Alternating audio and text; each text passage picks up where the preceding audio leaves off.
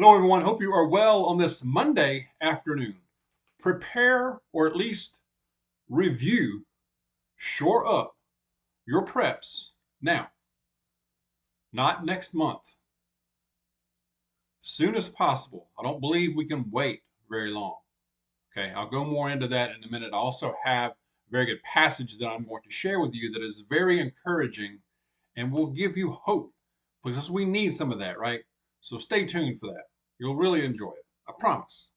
Okay. It is 85 degrees here, and it feels like 90 degrees here. Sunny.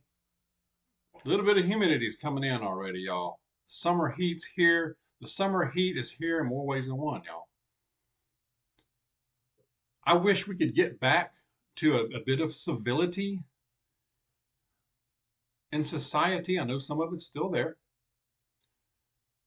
Enjoy when you do experience some good old civility and conversation out there in the public. It's kind of hard to find nowadays with the computer age and everything's digital and we all have these cell phones and it's just disgusting in a way. When we pull into our neighborhood, there's even a turn lane, but we're off of a highway. And when you turn into our neighborhood, you have to slow down a little bit. We can't peel in here on two wheels. And trucks, cars, what have you, they're just bearing down on the rear bumper. And then when you finally, you got to slow down. And when you turn, they're like, I don't know, I guess they stomp on the gas pedal. Like, I guess you showed me. Whatever. No wonder people wear out brakes and crap on their car so fast. Yeah, it's just ridiculous. It's not needed. They're going nowhere fast. You know what? That's it's ridiculous. I don't, I don't get it. Mrs. Dawg was just experienced it coming home a while ago. I experienced it a good bit. I didn't today, but I do quite a bit. Idiots. Idiots. They don't think it can happen to them. They don't think the wreck can happen to them, do they? One day it will. The big news yesterday, I guess yesterday, yeah, that was Sunday, right? The Iranian president and foreign minister, among others, were killed in a apparent helicopter crash. Now, we'll probably never know exactly what happened, but it was either a straight up accident or it was an assassination, inside job, who knows, done by who, whatever. I actually I actually believe it could be an actual accident because it looked like, at least from the footage they showed, we don't know for sure. From the footage they showed that it was very fog, a lot of fog in the area, and it's a mountainous terrain. And then they said they're in kind of an old helicopter. I don't know why the president's running around in an old helicopter. I'd be like, give me the upgrade, give me the new version. It doesn't sound right, like something's off. Anyway, thought that was interesting. The This will probably be a separate video, but the powers that be want to they keep hammering the wedge of division into us, y'all.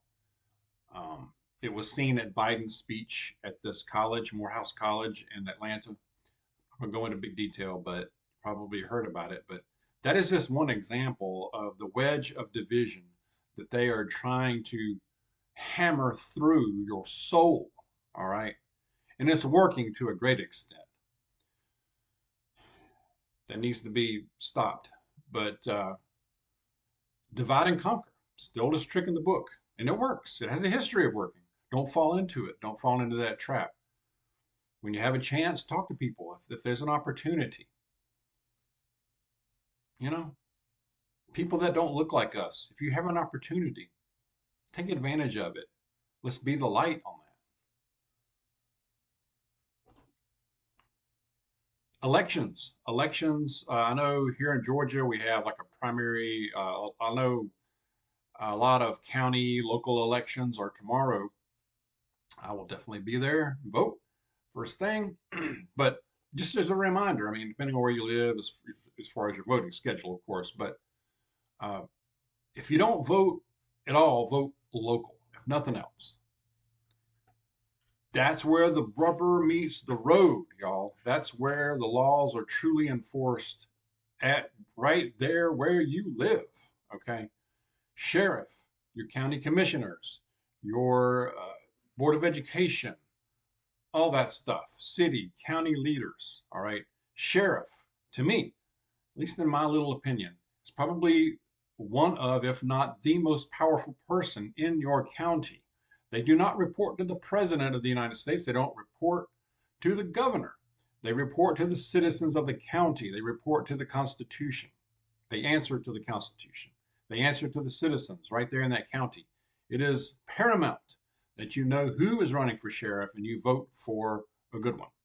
I know here in our county we're electing a new one because the one that we've had has been very good and is retiring. So we're a little concerned, but it looks like the two leading candidates are, you never know. You just don't know. Do some research, of course, but it's important to get the voice to vote. I mean, that's one of the only things we can do, to have some say in this. So just a reminder. Is SHTF going to happen before November? I think it could happen before October. I think we're kind of in a slow SHTF already. We've been in one. I think it's going to heat up this summer. A lot of people are like, well, dog, I'm going to be prepped up by October, especially by November 6th. I'm going to be prepped up 6th or 7th, 5th, whatever it is. I think we need to, it's too late then. I mean, crap's going to be happening, I believe. Now is the time. Now is the time. We have a relative calm before the storm. Pray I'm wrong. I hope I'm wrong. But my concern is that we're going to see some major shenanigans that are wide-reaching, widespread, well before November, October, September. I mean, early voting starts early, like what, September, October? Depending on where you are. We get these almost weekly warnings from that three-letter agency that starts with an F and ends with an I. Now, take them with a grain of salt, I get it. But one of these days, my concern, another concern, is one of these days, that little demon is going to be correct in all of his warnings. The last one, from what I remember, said something about major concern for a coordinated attack on the homeland within the homeland. From primarily, the concern is foreign agents. Hello, the southern border. This has been going on for quite a while as far as this infiltration, this invasion. And there are thousands, if not more, if not millions, in our borders who intend to do us harm. I mean, where's their family? Where are the kids? Where are the wife? So when you see scores and scores of young men in their 20s look organized, even the way they walk across looks organized. That's alarming. I mean, they might as well be wearing uniforms. This is invasion without uniforms. So the concern there from the dude from the three-letter agency was that, I mean, picture this. This is hard to fathom, but a somewhat coordinated, or even it could be a well-coordinated attack across the nation at the same time, or at relatively the same, pretty much within the same day or so, or ongoing. I mean, there's enough of them in here. I mean, it's a horrible thought, but I think it's very possible. Again, pray it doesn't happen. But I mean, think about what was perpetrated on 9/11 and multiply that by hundreds. Widespread, ongoing. Can you imagine the panic? Because even people who are prepared might panic, but especially scores of people who've had their head in the sand firmly buried. Like, nothing's going to happen, dog. Never does. They're not going to just be shocked. They're going to be in full on panic mode. All right. You do not want to be in a position where you have to get out there and mess around with crowds or anything like that, because people are going to make runs on the stores, the banks, you name it. All right. It would be chaos. All right. Another big concern of mine, if that does happen and it's ongoing, your police, your first responders are going to be scattered and just full court press, maxed out. And crime could absolutely skyrocket, just random crime that might happen anyway. They're going to take advantage of the situation and just absolutely wreak havoc. So you could have a multi-layered situation here with that, okay, on multiple levels. I know I'm painting a pretty horror picture, but we have to at least consider this could happen. Do you have a plan? Do you have a communications plan with people in your family? And if it's just two of you, if things go down, if communications are down, the cell phones aren't working, what are you going to do? Are you going to meet in a specific place? Are you just going to rally home? You know, what is some sort of a plan? Are you prepared to hunker down in place for weeks?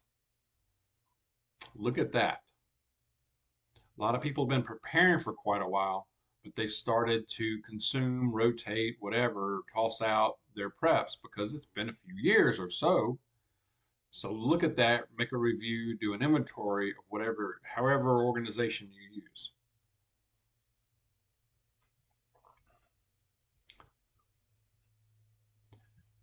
I have the other concern is that the government could also take advantage of this and grab more of a, trying to use my words carefully, as far as a firmer control grip, if they're even able to, depending on what happens, what goes down. A lot of people talk about martial law. I think that could be done on a certain scale, especially in a city. I don't believe there's any way that could happen nationwide simultaneously, spread out as we are. The cities, possibly, that could happen. I think it would be a good time to go gray mode, blend in, not call attention to yourself. Like I said, hunker down for a while if you have to, where you don't have to get out. Fade into the background, blend in as much as possible, keep it moving. If you have to get out, gray mode for sure. Look as shocked as everybody else does. That's not the time to stand out. When people are out on the streets from your neighborhood and shocked, what's going on? Join in and say, yeah, I have no idea. Oh my gosh, this is horrible. What can, don't stand out as the one that has stuff and has it all together. Now, I think that it's a good idea to have some sort of communication with neighbors and at least be able to, you might have to depend on each other depending on the severity of the situation. Become a situation where you do depend on each other and work together on something. That may be coming, y'all. Be thinking about that too. Preparedness, spiritual, number one, of course. But there's some other things, one or two I haven't mentioned much of. Of course, your food and water, your security, self-defense, mobility. How about alternative forms of mobility? Do you have a bicycle? Do you have even a four-wheeler? One of those mules? Do you have fuel? Do you have extra fuel? I know I include myself in that I need to show up. I got one empty 5-gallon gas can that I need to go ahead and fill up. I've just been putting off. I need to do it. But think about that, your mobility. People will be shocked and in a panic. So we have to we have to really prepare ourselves mentally because we could possibly see things we've never seen before. Never fathomed to see here, especially. But we need to prepare for that as well, at least mentally, and be able to push through, not panic, but be able to persevere, get through this. All right. I'm going to go ahead and go to the passage from Revelation again. I'm just still in Revelation, chapter 21. I'm going to do a few verses. This is chapter 21. Then I saw a new heaven and a new earth, for the first heaven and the first earth had passed away, and there was no longer any sea. I saw the holy city, the new Jerusalem, coming down out of heaven from God, prepared as a bride beautifully dressed for her husband. And I heard a loud voice from the throne saying, now the dwelling of God is with men, and he will live with them. They will be his people, and God himself will be with them and their God. He will wipe every tear from their eyes. There will be no more death, or mourning, or crying, or pain, for the old order of things has passed away. Now, I don't know about you, but I don't know who doesn't want that. That sounds super encouraging to me, that the old has passed away, this brokenness that we live in right now will go away. A new one's coming. No crying, no pain, no more death, no more mourning. It's all gone. And we'll wipe your tears away. That's the first part of chapter 21 of Revelation. A lot of people talk about Revelation being all this big scary thing. And yeah, it's got some wild stuff in it, but it's also a lot of good hope, a lot of hope in there. All right. Let's keep that in mind. Let's keep our preparations up. Let's review those and keep it up. All right. Let's be safe out there. Share your thoughts. Stay close to Jesus. God bless you. I'll see you soon.